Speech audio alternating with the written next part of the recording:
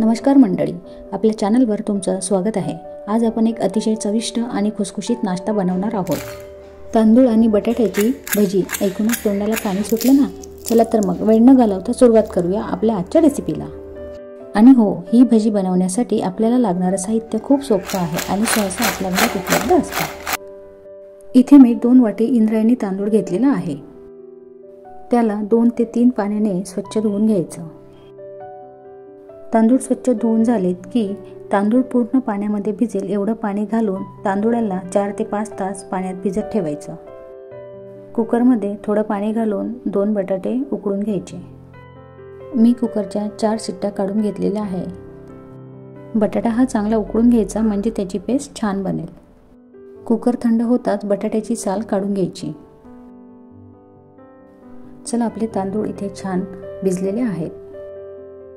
भिजलेले तांदूळ मिक्सरमध्ये छान बारीक करून घ्यायचे। तांदूळ मिक्सरला वाटताना थोडं थोडं पाणी घालून तांदूळ छान वाटून घ्यायचे। इथे आपली तांदूळाची पेस्ट बनवून तयार आहे। उकडलेल्या बटाट्यांची साल काढून बटाटे सुद्धा मिक्सरला वाटून घ्यायचे आहे। बटाट्याची पेस्ट आणि तांदूळाची पेस्ट एकत्र करून त्याला मिक्स करून घ्यायचं। मिक्सरच्या भांड्यामध्ये पाणी घालून ते पाणी सुद्धा आपल्याला पेस्टमध्ये वापरायचं आहे। बनवलेलं मिश्रण हे जास्त घट्ट किंवा पातळ नसावं।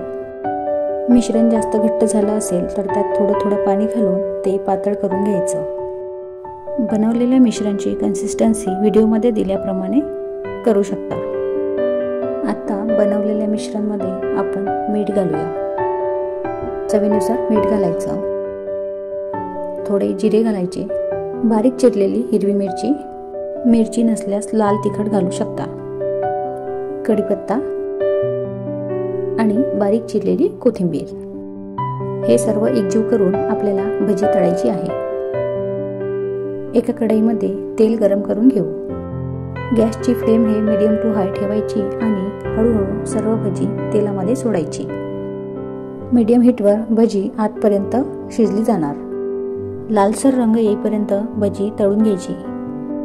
भजी दोन्ही बाजूंनी खरपूस तळली पाहिजे जेणेकरून ती कुरकुरीत होतील। बघा किती सुंदर रंग आलाय भजींना आणि वास तर अप्रतिम येतोय।